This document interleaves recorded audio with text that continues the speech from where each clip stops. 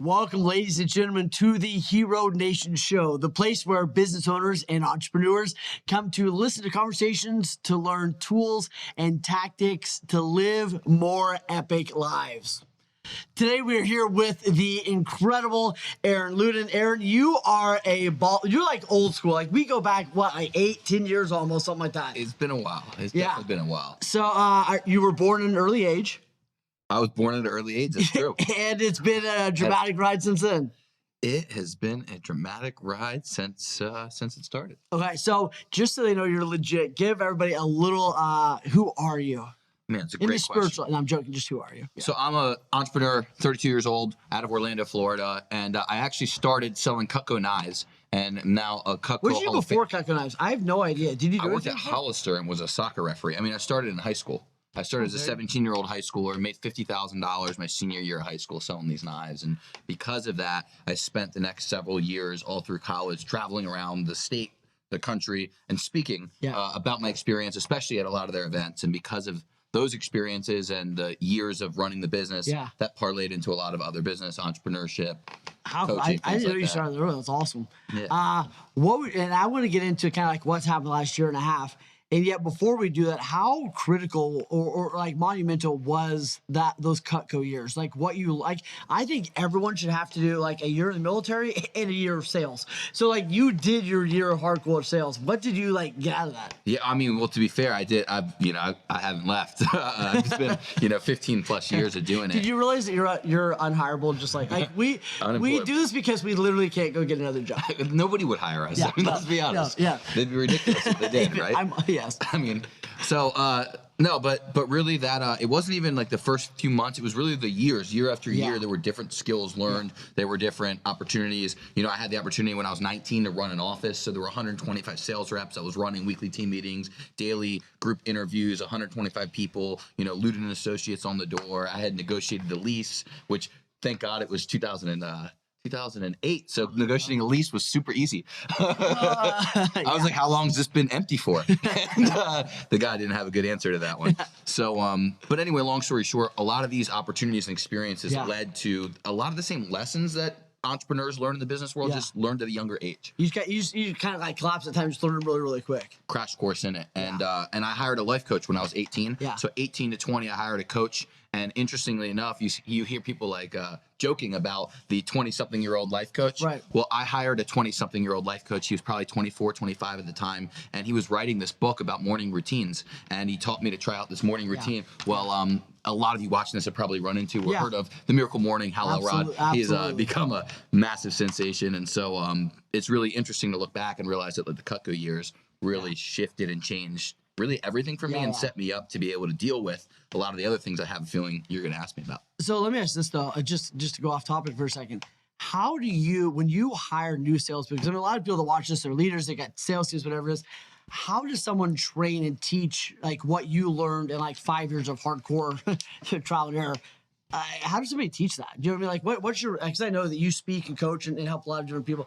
How do you kind of help them get their salespeople up and rolling, given your background? I think it's step by step. We've got to learn to meet people where they are instead of trying to bring them to where we are. Right. So a lot of people need to learn, like, they don't realize when they want to hire someone in sales, they can't just like implement and put their brain into there. They have to start by teaching them like the steps to a sale. Right. They have to start by teaching them like the psychology to a sale, why we do things in certain orders, how we do things in certain orders. And then when it comes to things like dropping down in whatever process you have, someone needs to actually walk them through why they should be slowly going incrementally through each smaller package and how to upsell, why to upsell, when to do it, how to do it patiently. All these different elements that are technical. And as a salesperson, those come way before understanding all the psychology and persuasion and whatnot. And a lot of people, they mix in so much of it that they get lost. So they've not learned the basics. They've not really learned the steps to a sale, how to build value, things like that, how to explain the benefits, not just the features, things like that. But they get caught up in like neuro-linguistic programming or trying to read body language or some extra thing that, don't get me wrong, is like a ninja trick. It's good, But these 10. Ninja things probably aren't going to work when you're barely crawling. Yeah. So why do you think people do that?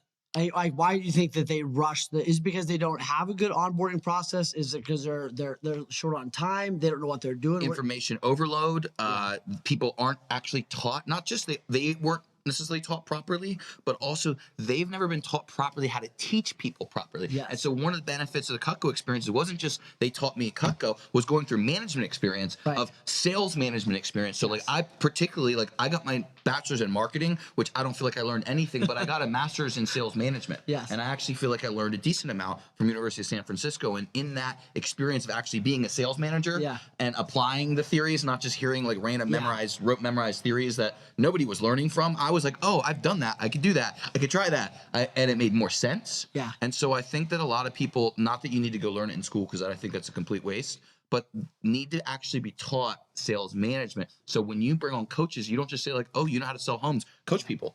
I'm sure there's a process, there's a system, there's a formula, there's a mindset, there are lessons that they need to learn about how to bring people to their level. Yeah. And that's the biggest thing as a sales leader, as a sales manager. So if you're watching this and you hire people for a living, you need to realize like you have to meet them where they are. They might have just been a server. They might have just been like, they were not thinking about the process of selling. And then the second side of it is helping connect them with the right material to continue learning. So giving them the right books, the right training. So what I love you're saying is like, it's not all on you. It's, a lot of times leaders feel like it's all on them.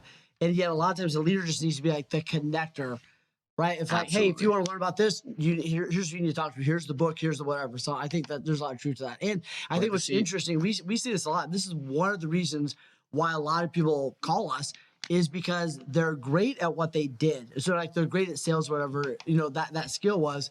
And then they kind of have this assumption that just because I was good at my craft, I'm going to be awesome at leading people, right? Exactly. Right? And then a lot of times they crash and burn. They build a team, they lose the whole thing, whatever it is. But it's because they haven't learned that next skill set. That took them 4 or 5 years to learn sales. It's going to take them a couple of years probably, and we can collapse that time. It's going to take them a while to learn the management side. And self-management and people management is very different. I learned this the hard way at 19 because I thought I could teach everyone to be like me. Thank God you weren't able to do that. No. There's only one you.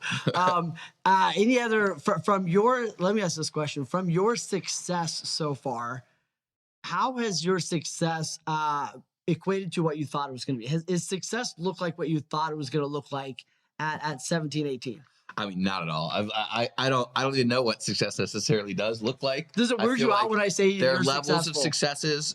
No, not really. I just know that there's levels to it, right? Okay. So I've achieved certain levels of success. I would not say that I am successful, but I've been successful at things I've done. So like being a Hall of Fame member in a direct sales company a few million people have worked for, like I realize there's a certain level of success. Winning awards and competitions, like there's a certain level of success.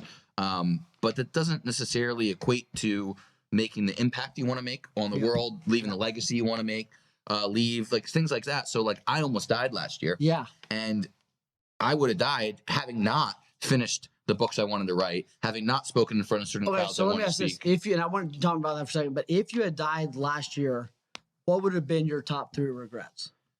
If I had died last year, what would have been my top 3 regrets? I would say not publishing my own book. Yep. I would say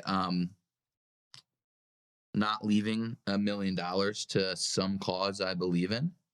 And the third I can't even say that I understand that I know it. I mean, the third I probably would have been disappointed because my dog would have had to put down, probably because nobody would have saved them. But you feel like you left something, you would have left something on the table. Yeah, that's why summing it up into 3 is a little hard. Right. So let me ask you a different question. What would you have done 36 months ago if you knew that you were going to die within the next 24 months? How would you have lived different? That's a great question. And honestly, it's a question I think about every day. So I would have been more ruthless with the pursuit of the things that I really cared about, whether that's like building a level of wealth for the future that can like leave a legacy beyond when I die. It would be planning what to do with that. And so I don't have children, but I would have planned, okay, how can I leave for my family? How can I leave for my city? How can I leave for my community? How can I leave for the causes I care about? I would have put the team in place to be able to run my business without me. See, a lot of business owners, and here's a nugget for you business owners out there. A lot of us, we try to figure out how to get people to do the jobs for us. We learn how to delegate. We learn how to get people to do different roles. But what we don't think about is how to get the business to think for itself without us. So when you're brain dead in a hospital and you don't necessarily like, you probably didn't think about if your brain didn't work, would your team know what to do? Right. A lot of us, our team knows what to do when we give them instructions. And I felt like my team is doing great, but I always call the shot. Yeah, the carousel couldn't continue to run very long without you. No, and so I was fortunate enough that there was something firing enough that I was able to bark some instructions, and they were given to my team, and they were actually able to pull off some amazing feats while I was gone. But at the same time, what I realized is that, like, if you don't build things so that someone can actually run them, if you get hit by a car today, yeah. Like if we walk out of here and a truck runs us both over, like, is someone going to keep running Hero Nation? I don't know, but I'm going to look both ways after that conversation. Yeah. And Okay. So let me ask this. So what specifically have you put in place to allow that to begin to happen? Because I'm not quite there. There's a lot of things that sound nice, and then people are like, that sounds awesome. I need to leverage. I need to whatever. And it's like, cool. How do I actually do that? Sure. Okay. So I know you've done some stuff. The first thing is to set the parameters and get what's in your head, and as you're using your own discretion on, documented and systematized. So, for example, in my business, we publish a magazine about the top real estate agents. The first thing I had to do was actually document and write, hey, here's what goes into how we pick the cover. Here's what you should be considering when we pick the cover. Here's what you need, the do's and the don'ts. Here are the parameters to decide between, so that someone else can basically take that and use their own brain, and their brain will function within the lines. That so you're creating the decision, the architect and the decision tree for, hey, if it's this, then I go here. If it's this, then I go here. Right, creating that decision tree flow that's happening in your mind. And even better, is if you can document the why, the process. So we're trying to do the strategy, the tactic, and the tool. We're trying to talk about the strategy, say that really strategy, slow. the tactic, and then the tool. Okay, cool. So the strategy is what are we trying to accomplish strategically? Right. The tactic is what are we using to do that? So, and then the tool is how are we pulling that off? So, for example, I love when we do shows that I know I'm going to go back and take notes on. So keep going. So, like, I'm trying to think of how to do this without getting too particular in my business. So a strategy might be like, okay, we want to get attention of the top real estate agents in the city. The tactic might be we're going to host 35 under 35, or we're going to host an awards, or we're going to put 16 couples on the cover instead of one, and we're going to do a couples edition. The tool might be we're going to use a text blasting system, we're going to use an email blasting system, we're going to send an invite through this, we're going to post in these 3 Facebook groups. You get what I'm saying? We're going to ask 25 people for their people, we're going to email the top 50 brokers for their people, and that's going to get us the list of people to be able to pull off the other things. I love it. Yeah. So whatever you do, there's a strategy, like what's the actual mindset? What are they trying to accomplish strategically? Then there's what's the plan we're using to pull that off? And then what's the tool to pull the plan off, essentially? Yes. And there is usually a multitude of tools. So it's like, what are all the stops they should be pulling out to pull this thing off? So if you're trying to pull off the Hero Nation Summit because you want to grow the brand, impact your people, deliver more value, whatever, the toolkit will be what are all the things to get people to show up at the Hero Nation I think what's Summit. interesting is most leaders, the toolkit is really just it's in their brain. It's in their head. And this is what we coach on all the time. Because somebody can come to you and say, hey, what do you think we should do about this? And you go, and then you give them an answer. Exactly. But what you're talking about is documenting the moment. Like what was that little decision tree that happened in your brain that caused you to kick out this answer instead of this answer? And if your people can't see it. Yeah, and a lot of leaders have been doing it for so long, they take that stuff for granted. I had a client the other day that was talking about how, the one thing I can't delegate is like if we give a refund or not. And he goes, it's just too complicated. And then, 5 minutes later, he goes, okay, maybe I get. And then a week later, he had this whole thing documented of like, hey, if this happened, it's like yes, no, flow chart. And then anybody can give refunds now. It's the same thing. A lot of people, like, they don't want to delegate their travel. They'll try to delegate things to an assistant. Like, when I worked with my VA, I was nervous to let him do my travel. And I realized, like, if he just knows what are the preferences, what are the things, when do I want to fly, when do I not want to fly, he can do the whole thing. In fact, he does it better than me. He doesn't screw up the things that I didn't pay attention to, like accidentally book PM when I meant AM or something like that. Side note, what was your biggest travel mistake? Like, I mean, you and I flew and traveled a lot. One time I rented a car at the Austin airport. I didn't realize there was an Austin airport in like Michigan. Oh yeah, that's always fun. Yeah, that was. I've messed up the 2 Dallas airports many times, but the really one I tend to screw up is the Chicago airports. I'll fly into one, out of the other. Why? What's the point? Why? So many questions. We love you.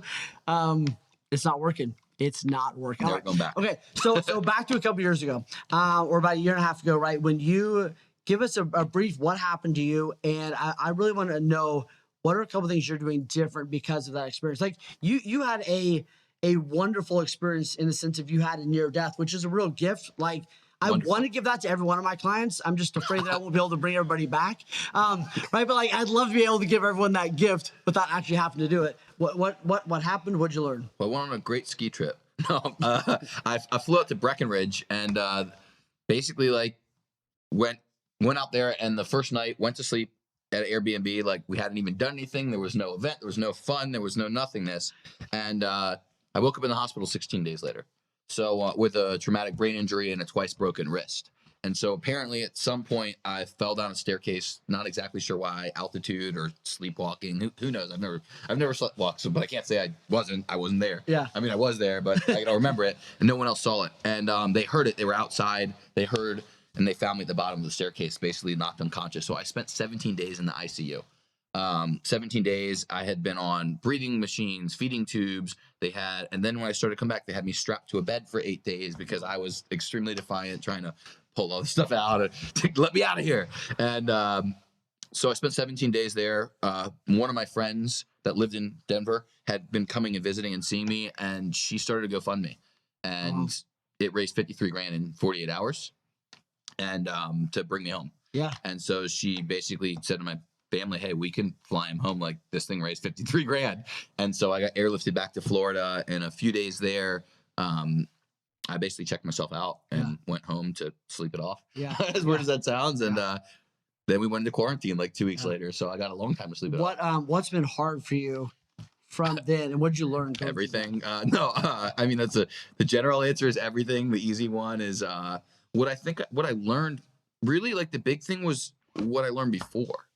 Meaning, like, I learned a lot from the experience of, like, kind of feeling like I stared down death, feeling like I don't remember the experience of, like, facing it. Yeah. I just remember being, like, the trauma being told, like, you almost died, and it happened, and you're here, and it's been this many days. So when you realize that something like that, something so that you might not have even been like aware of, something that happens every day, like going up and down a staircase or falling asleep in a bed. I mean, the truth is, like, I was asleep in a bed. Like, there's nothing that feels safer than closing your eyes in a bed. And now I you're gonna be afraid of going to bed, crossing the street this afternoon. This is a great one. This is great so far. I told you I was gonna empower people today. Yeah, right? thank you. Yeah. So I guess when you realize that life's that short, and it's not like people realize, like, okay, I could get in a car accident, or if I go swimming, or if I go like in the ocean, like there could be a shark, or there could, like, they know a certain level of risk in certain things. They don't think about, like, I might lay in bed and be dead, you know? And so I think there's a level of gratitude that comes with it for each morning that you wake up. Like I think yesterday we heard Sean Whalen say, like, you won the lottery today if you woke up. Yeah. And I could just totally relate to that. And then also realizing the level of intensity you have to attack the things you actually care about. Yeah. So if you're a family person, you really care about protecting and providing and inspiring your family and teaching the right way, like, you need to do it now. If you want to stack wealth for the future, like, you need to do it now. If you're trying to, whatever it is, like, we heard real estate speakers yesterday talking about, like, the urgency. And so that was really what I realized, is that nothing's promised, nothing's guaranteed. Like, your plan doesn't mean, am I allowed to cuss on this, or should I not? Yeah, you can. Your plan doesn't mean shit if you die on a staircase, is what I was been telling people. Like, your plan doesn't mean anything if you die on the stairs. One day John told me how hard it is to, like, bleep stuff out, and I was like, oh, I feel really bad about the last one. Oh, I won't go worse then. No, you can't. Yeah, it just depends on where he puts it. No, we're good. But I think it's true. So let me ask this. And if I can go deep for a second, here's the problem though. You realize I want to play all in. I want to go deeper. I want to be more intense. I want to live my legacy, etc.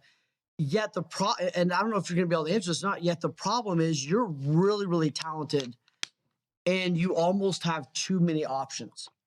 So, like, how do you decide what you're actually after and what you're going to do to kind of fulfill that? Like, how did you decide, kind of, here's my big why or my vision on the hill, and what you're going to do to go about that? Because you could do anything.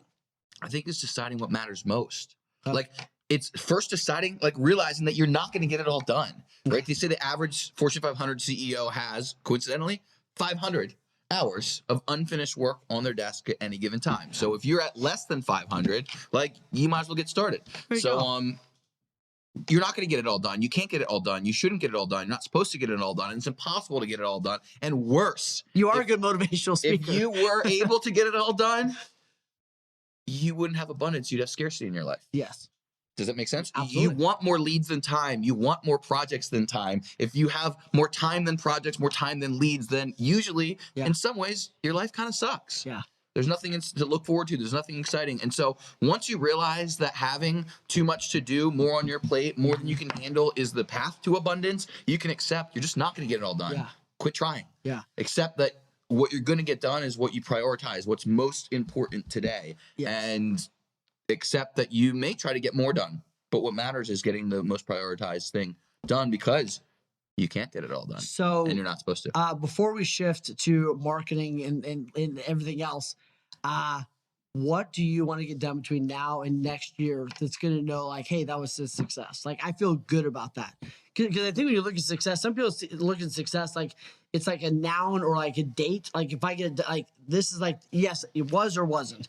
And I think you and I look at it more as a verb. I was like, direction. I'm living successfully or I'm not living successfully, right? So it's like, what do you want to get done, or what do you want to do? How are you going to live over the next year, so that we can sit down here a year from now and you go like, hell yeah, like that was a great 12 months, man. I'm glad to be back. I think it's about direction.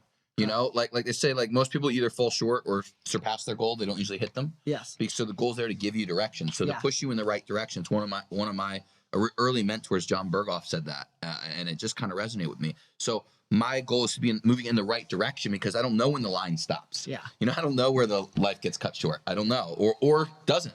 Right. You know, but what I realize is that all relationships tend to get cut short on one end or the other. Yeah. And so number one is realizing how to prioritize, and then just like go deep on the ones that matter now. Like, not like, oh yeah, we'll do it in the future. Yep. The second thing is attacking the things in front of you that matter most. So like, you would ask me, remind me the question one more time. How do you decide and what do you want to do this year? Oh yeah, this year. Success? Okay. Yeah. So for me this year, it's like you said, I want to, or something. number one. Yeah, exactly. Number one I always finish a book. Sometimes I just mess with them. I'm like, hey, that's not what we were talking about. It's like, really? I'm like, no, you're right. It's a book. It's finish a book. Finish a book that's on it, because I have written 2 books, but I haven't published the 2 books. And gosh, dear God, like, I love you so much. And there are so many people that are hearing this right now that have done the exact same thing. Like, I keep talking to people like, man, I've got it. Like, either it's all done in here or it's all done here. And like, it isn't to the world. And like, just let this be, like, if you need a sign, just let this be your sign. Like, get it done and get it out. Well, I have messages I'm more excited to speak on, because the truth is, as I finish the projects, there are things that different hats I wore in the past. Yeah. They're not things I want to be known for, speaking on, excited about. I'm not excited to promote. I don't want to do it just to do it. So my thought is like, those will be there. You know, I'm 32, and whether I die or not, so if I die, someone can put that book out. And if I don't die, I'll put it out later. So for me, it's really about like pushing a message that I'm excited to spend my time speaking on, knowing that, you know, this could be my last day. This could be my last week. This could be my last year. Yeah. The last 2 things that I spent all that time writing aren't the thing that I would want to leave the world with if this was my last week or my last year. And so for me, it's really leaving a message that can inspire and impact people, sharing that message from the experiences and the stories. And I have personal goals for my business, and because it impacts a lot of people. Yeah. But I try to keep it very simple. Yeah. So I focus on the business metric, but I know that by running the community for the top 500 agents, it impacts the agents, it impacts their vendors, it impacts our board. You know, when we do a really good job, our board tends to shift a little bit, or tends to influence or motivate them, and then they can motivate all 19,000 people, and anyone that comes to our stuff can learn from it. So I know that we start a ripple effect that extends well beyond. So what are you going to have to do to get the book done? What would cause it not to get done? Nothing. So what are you doing to make sure it gets done? Writing. Right. I write every day. Awesome. Because that's what's most important to me. I've never made it important to finish the book. I've made it important to be a writer. Yes. So like, to me, like, my ultimate goal is, one of my ultimate goals is to be a writer, not to write a book. So a lot of people, they want a book so they can have a business card. Like, I want to write. I want to continuously write my thoughts. And so for me, it's been about building a habit more than publishing the book. Yeah. That's been a lot more important to me, is the writer's right. So is there any excuse I should buy into if the book isn't done 12 months from today? No. I just want to make sure that we I like it. Go ahead. Hold me to that. Yeah, there you go. Oh yeah, John will earmark it. He'll have like a reminder. He'll get a video. It'll be. John can text me the updates. It'll be awkward. He'll just like, we'll build a whole website. We'll set like an auto text every morning. Yeah. He will. Book done. He will too. Yeah, it's awkward. I'm gonna write on the plane, so it's cool. Awesome. I'm just kidding. All right, so let's transition for a second. And I mean, who knows? Maybe John will make this into 2 separate episodes or something. I don't know. You are the branding marketing king, I think. King of what? Of branding and marketing, right? And I'll let you say it. Branding, marketing, king of. You are great at. Well, I Oviedo. guess let me ask you this: I want you to give some real strategic advice to people who are trying to get grow their business, get better known, market, whatever it is. I think it's such a huge thing that you've got a couple of key things you do when we talk about branding and marketing and everything else. So let me ask this: if you were let's just talk about a business. You were a business. You moved to Dallas tomorrow, and you were here. Let's say you were going to sell real estate. What would you do in the first, let's say, 90 days to brand and market? Like, what would you do to kick that thing off? No pressure. So if you're trying to go from obscurity to omnipresence, that's it. Days, obscurity to omnipresence. Okay. So first off, why is that important? Now you got to say that before you say the other thing. That's the title of one of the messages that I like to share. And yes. That one of the books I plan on writing. Which, by the way, was recorded in the Hero Nation. If you're not a member of Fuel, you should be a member of Fuel, so you can go watch that thing.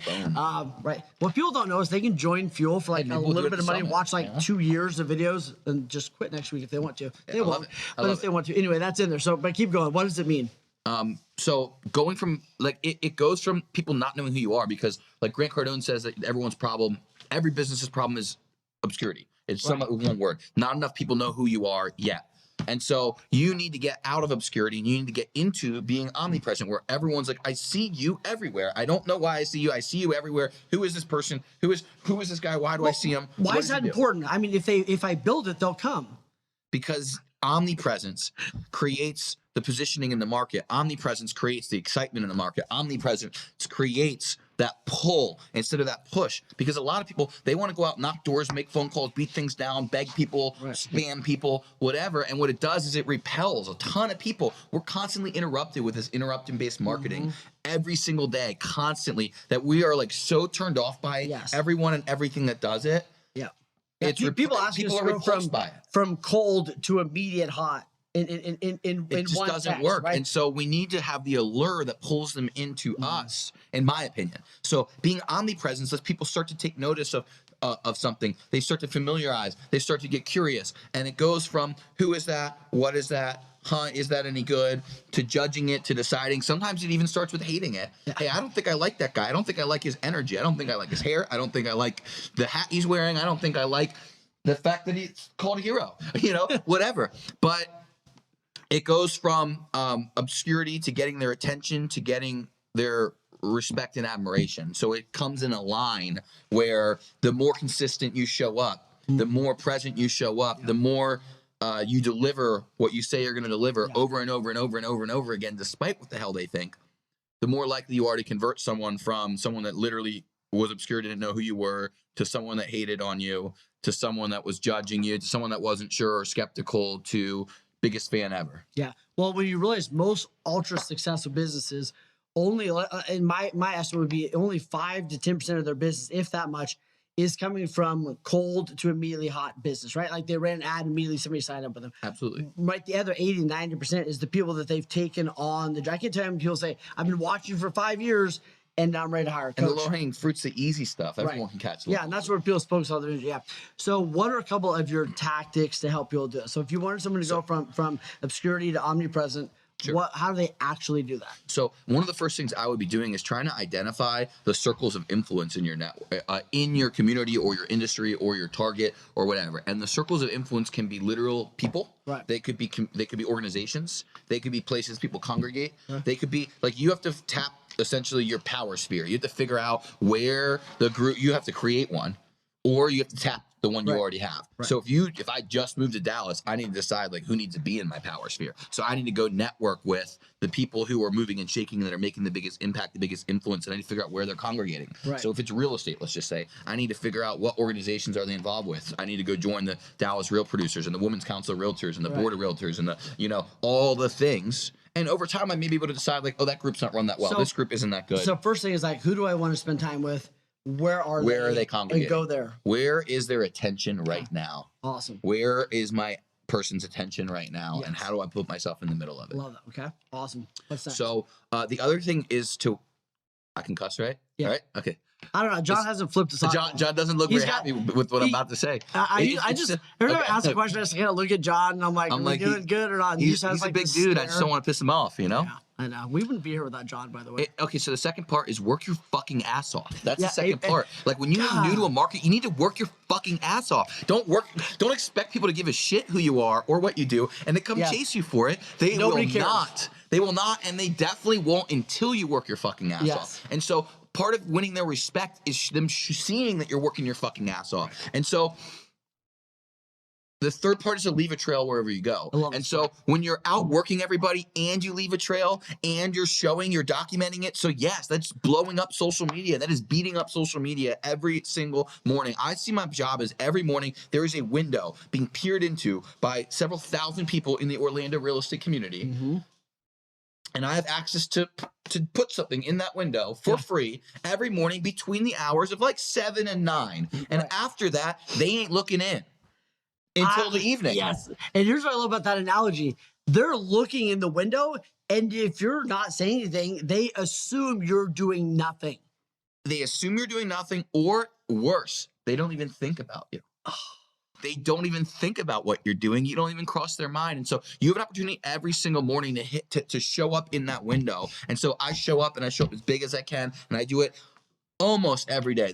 Since the brain injury, I'll be honest, a little less consistent. Sometimes I have a day or two where I can't put the words together. But, you know, like I try to show up every single morning, day in, day out. And after 6, 7, 8 years of doing it, stuff spreads. And so beating up those things and leaving a trail wherever you go. So when I was speaking at 7, 8, 9 real estate offices a week, I was posting all of them. I was posting pictures. I was checking in. I was everywhere. When we did I can't say what I was about to say. So when we did all these events across Florida, that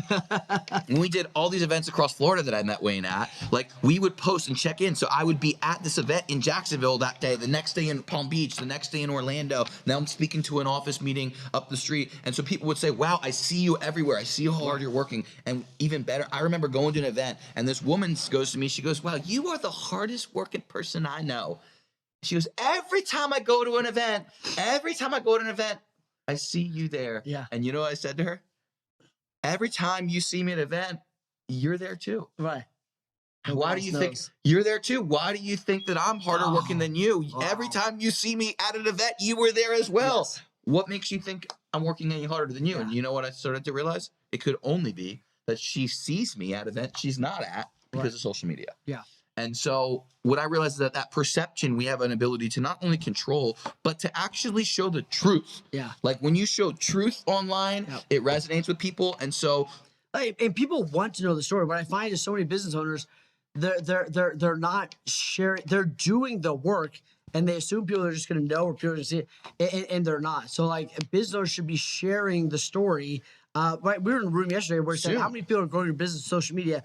Every single person in that room raised their hand, right? And they're all, by the way, really phenomenal business owners. So if you're not telling your story, they don't know. You've got to tell your story as part of your job. You've got to collect and document those stories. That's the best marketing out there. Yeah. I see real estate agents, and they love to ask for testimonials to put on whatever website, but they don't even think about telling that story. So what I would be doing if I were an agent, let me. You got a lot of agents in this group, so I'm going to share some goods for the agents.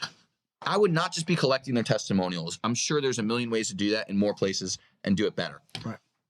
I would be collecting and documenting the story of everything we close. It would be an actual system that my business has to do, and the team has to finish it on every transaction. Meaning, you know, we met this military veteran, he was struggling with this, and he had been rejected, and and we helped him close the deal, and this happened. We met this woman, she needed to sell her home, like tell the story. Yeah.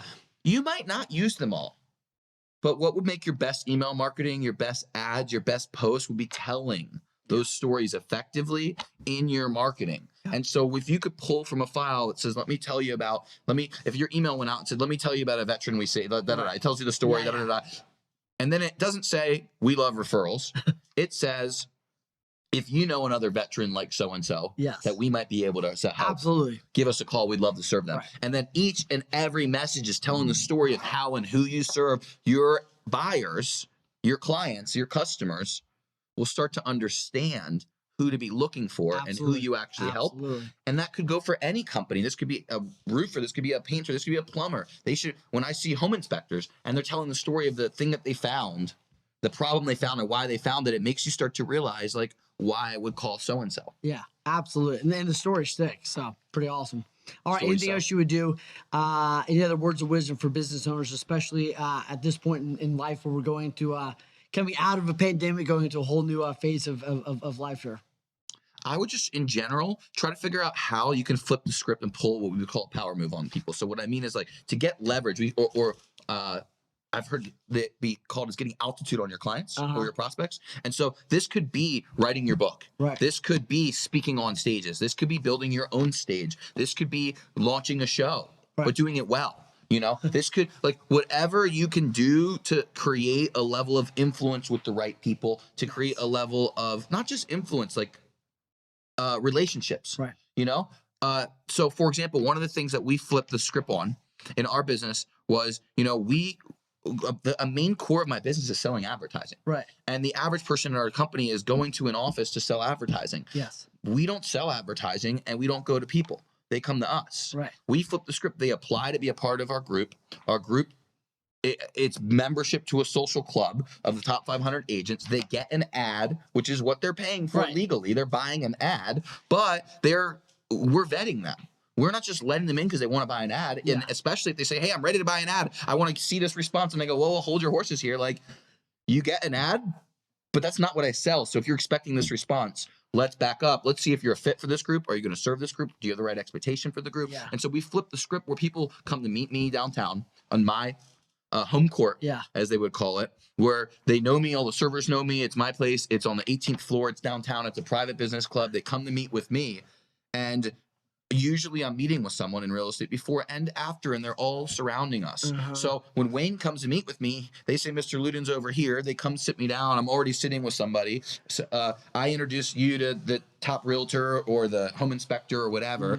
Then I go, hey, we're meeting. We have our conversation. I go, real quick, by the way, I want to introduce you to a couple people you need to know. This is a lender over here. This is so-and-so over here. This is so-and-so over here. You meet those people, and I'm literally not just positioning myself completely differently. This comes from the book 7 Levels of Communication by Michael Mayer. But I'm not only positioning myself completely differently, but coincidentally in my business, I'm literally selling. Yeah. I'm going to help connect you with the top people in real estate. And I'm literally showing them on the meeting. And you're doing it. Hey, when you come to meet with me for what should be a sales appointment, you're going to come have lunch with me. I'm going to interview you. I'm going to show you. I'm going to literally introduce you to people that you need to know in the real estate world. And then I'm going to say, hey, if you want more of this, you should probably join us if we'll let you. Yes. Well, and I think what's really cool about you and what you've done is just give you a little bit of love. Here's what I've respected about you so much in the last several years. One, you have always shown up, right? And you've shown up with, I'm sure you've had bad days. I just never noticed, right? Like because you showed up and you did your whatever routine you had to do to get in a great state, whether it's walking a room or connecting with somebody. Like you always showed up. You've done what I think is the sexiest thing a business owner can do is stay consistent. And you've been consistent, right, for years and years and years. And I think that's part of your story is when you're consistent, that's how people vet you also. It's like, hey, is this a flavor of the day thing? Or is this like, is they going to stay consistent? So I think that's been awesome.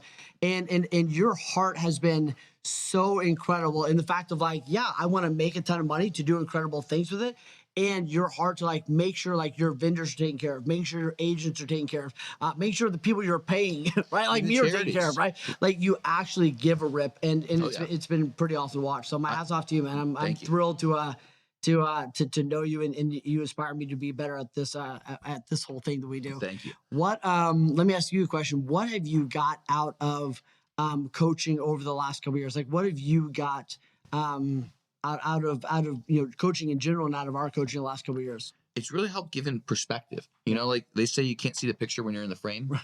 And it's just so true. Like someone has to be pulled out to give you a different perspective or just to ask you questions you didn't really think about. That's one of the things that I like best about coaching with you, Wayne, is that you always have a question ready that I didn't even want to talk about, think to talk about. It's not the direction I would ask you about. And I go, well, shit, he's about to mind fuck me now.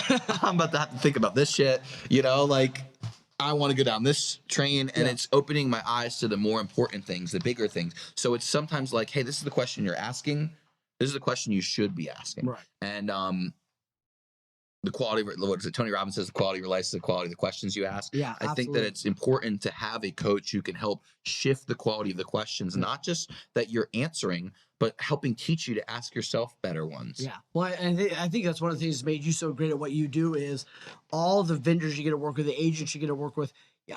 From my perception, you really approach them as a coach and you ask them great questions on how can they grow their business? What are they missing? What are the blind spots? Whatever it is. I think that's one of the reasons why the relationship has stayed so strong, because so many people can look at you and go, yeah, I may be an advertiser or one of the top vendors, but my conversation with Arron are one of the reasons why we've grown 15% or 100% or whatever it is over the years. So I like to approach it from at least a consulting standpoint and ask the questions that really matter to understand. Yes. You know, I ask to understand, not to sell. All right. Here we are going into this awesome year. Any other words of wisdom? Anything I haven't asked you that I should have asked you? Yeah, I got something to share.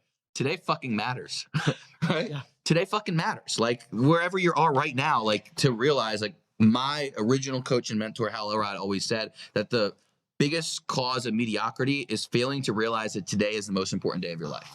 And so what I realize is that like today is the only day that's promised. You're not even promised the rest of it. You might die you might die halfway through the words I'm saying. Someone might be choking right now when they watch this, you know? So I don't know if my plane's going to land. I don't know if you get the idea. Like today matters. And so each and everything you do, when you say show up, like I take it in a whole different light now. And that like showing up, like this could be the last words I say. Yeah. This could be the last lesson I leave to anyone. Like this could be the legacy. It could be like wherever the hell this show goes. So you got to learn that today matters. And the things that come into your mind come from somewhere, right? Like I'm not going to get religious or scientific or any of that, but like some reason we get these thoughts in our head. There's some kind of electrical impulse, something where a thought comes into our head and we have inspiration. And when it hits, we've got to do something with it because today matters. Yeah. And so that's the biggest thing that I would say is just like realizing that today matters. Yeah.